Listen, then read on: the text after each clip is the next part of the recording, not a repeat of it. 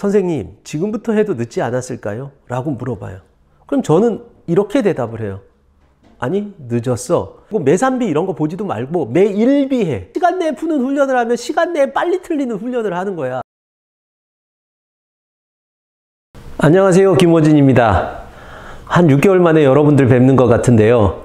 한 3일 전쯤에 저의 공식적인 2021년도 입시 일정이 다 끝났습니다. 정시 원서 접수가 끝났거든요.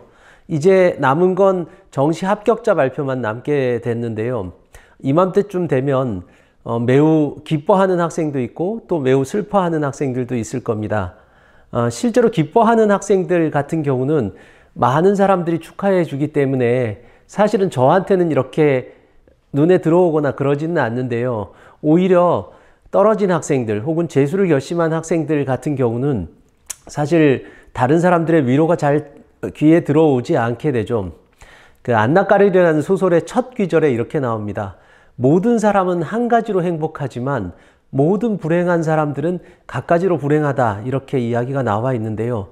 사실은 떨어진 학생들은 상당히 많은 부분들, 괴로움들이나 이런 부분들을 혼자 감내해야 하는 어려운 시간들이기에 상당히 힘들 거라고 생각이 듭니다. 그래서 사실은 그 학생들에게 눈이 더 가기 때문에 2022년도 첫 동영상을 재수하는 학생들한테, 비록 뭐 조회수는 많이 나오지 않을 수도 있을 것 같아요. 그래도 그 학생들에게 몇 가지 조언을 하기 위해서 오늘은 성공적인 재수를 어떻게 하면 할 수 있을까, 이걸로 찍어보기로 했습니다. 잡소리가 많았는데요. 첫째, 성공적인 재수를 하기 위해서 가장 중요한 것은 타인을 의식하지 말라라는 겁니다. 실제로 떨어진 학생들한테 가장 크게 오는 감정은 아마 좌절감입니다. 그런데 그것과 동시에 사실은 또 다른 감정이 하나가 있는데요. 그건 아마도 창피함일 거예요. 주변 사람들이 너 어떻게 됐니? 라고 물어보는 것도 창피하고, 일가 친척들에게도 창피하고, 부모님에게도 창피하고, 또 나보다 공부를 못한 것 같은데 대학을 잘 간 학생들을 봐도 또 창피함 같은 걸 느끼게 될 것 같아요. 그런데 제가 이렇게 이야기하고 싶어요. 남들은 사실은 그렇게 관심이 없습니다. 여러분들에게 관심이 없어요. 여러분들이 재수를 하든 어느 대학을 가든 그런 것에 대해서 크게 신경 쓰지 않아요. 사실 가장 신경 많이 쓰는 건 남들이 나를 어떻게 볼까를 생각하는 여러분들입니다. 그런데 여러분들이 이제는 여러분들 자신을 봤으면 좋겠어요. 수능은 사실은 아무런 의미가 없는 시험이에요. 그러니까 여러분들에게 여러분들 자신에게 뭐가 달라지지 않는 시험이라는 거예요. 예를 들어서 내가 돈을 잃으면 생활이 힘듭니다. 여자친구가 떠나가 버리면, 부모님이 돌아가시면 내 삶이 매우 황폐해됩니다. 그런데 이건 그냥 낮은 점수 하나를 받은 거일 뿐이에요. 그 점수는 사실은 다시 똑같은 조건으로 다시 회복될 수 있는 그런 상황인 거예요. 세상에 그런 일들이 별로 없어요. 한번 망하면 그냥 끝이죠. 제가 아는 친구가 한 명 있는데 그 친구는 영화에 정말 재능이 많았거든요. 다른 한 친구는 매우 재능이 많았는데 둘 다 아주 제가 보기에는 상당히 그 영화 감독으로서 아주 위대한 감독이 될 것이다 라는 생각이 들었는데, 한 친구는 정말 위대한 감독이 됐어요. 제가 누구라고 얘기하면 여러분들도 알 것 같은 사람이라서 제가 얘기를 안 하겠습니다. 근데 그에 못지않게 뛰어난 재능을 갖고 있었던 그 친구는 처음에 영화를 잘 못 만들었어요. 그랬더니 그 다음부터 투자가 들어오지 않더라고요. 그래서 인생이 완전히 다른 길로 가게 됐습니다. 사실은 우리에게 똑같은 조건의 다른 기회를 주어주는 건 사실은 아마 여기가 처음이자 마지막이 아닐까라는 생각이 듭니다. 그러니까 여러분들에게는 아무런 것들이 달라지지 않은 이 상태에서 남을 의식하고 다른 사람들이 어떻게 볼까 좌절감을 가지고 이렇게 생각하지 않았으면 좋겠어요. 수능은 여러분들을 구성하는 많은 배경들 중에서 숫자로 구성된 하나일 뿐입니다. 그것에 그렇게 신경 쓰지 않았으면 좋겠어요. 무엇보다도 수능을 잘 못 본 건 잘 된 겁니다. 어디 이 녀석이 처음부터 이렇게 약을 팔아, 이렇게 생각할지 모르겠지만 개인적으로 제가 위로하려고 여러분들한테 하는 이야기가 아니에요. 제가 인생을 살아보니까 제 인생 뜻대로 되는 게 별로 없더라고요. 예, 실제로 내가 원하는 걸 얻는 경우는 그렇게 많지 않은 것 같아요. 한 10가지 원하면 그 중에 한 개 얻을까? 그런데 여러분들이 그렇게 세상이 내 뜻대로 되지 않는다라는 것들을 처음으로 깨닫게 된 거예요. 언젠가는 깨닫게 될 일을 조금 일찍 깨닫게 된 거죠. 그러니까 결과적으로 보면 어떻게 보면 잘된 일이에요. 그러니까 여러분들이 너무 마음 상해하지 말고 재수를 여러분들 스스로가 자신을 바라보는 것부터 시작했으면 좋겠습니다. 제가 오늘 끝날 때도 계속 자신을 바라봐라, 네가 결정해라, 이런 이야기를 할 텐데 타인을 의식하지 말라라는 이야기를 처음으로 했습니다. 그건 왜 그러냐 하면 여러분들이 아마 감정적으로 힘든 순간들이 많이 오게 될 텐데 그때의 그 순간들이 사실 생각해 보면 여러분들이 지나치게 타인을 의식해서 남들이 나를 어떻게 보고 있지? 라는 생각에서 그러한 절망에 빠질 때가 많기 때문입니다. 그런데에 휩쓸리지 않았으면 좋겠어요. 여러분들 스스로를 보세요. 여러분들은 달라진 게 아무것도 없습니다. 두 번째는 좀 더 실질적인 이야기를 한번 해보도록 할까요? 예, 수능에 올인해라 라는 겁니다. 실제로 여러분들 아마 수시에서 실패한 학생들, 그런 학생들이 저한테 가장 많이 이야기를 하는 게 뭐 여러 가지 이야기를 해요. 어디서 컨설팅을 받았는데 제가 컨설팅을 잘못 받아서 그래서 다 떨어진 것 같아요 라고 이야기하는 학생도 있을 테고, 아마 저한테 컨설팅을 받았는데 떨어진 학생들도 있을 겁니다. 제가 동영상을 통해서 죄송하다고 이야기를 전하고 싶네요. 예, 그리고 또 어떤 학생은 내가 지나치게 너무 많은 욕심을 부려서 떨어진 것 같아 라는 이야기를 하는 학생도 있어요. 그런데 전략을 잘못 짜서도 아니고, 그리고 여러분들이 너무 욕심을 부린 것도 아니고 그냥 운이 없었을 뿐이에요. 예, 수시가 합리적인 지원을 해도 아주 이상한 결과가 나오는 경우가 가끔 있어요. 저는 매년 한 1%에서 2%의 학생들을 보면 그런 학생들을 매년 보게 됩니다. 저도 분석이 안 돼요. 왜 떨어졌는지.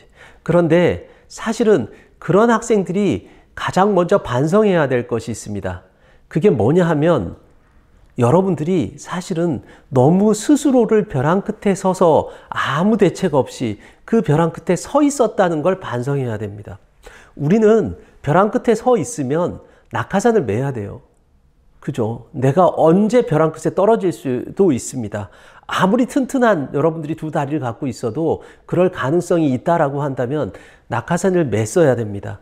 그런데 그 낙하산이 수능이죠. 그런데 그걸 메고 있지 않았다는 게 사실은 어쩌면 여러분들이 정말 반성해야 될 게 아닌가라는 생각을 해봅니다. 또 어떤 학생은 이렇게 이야기를 해요.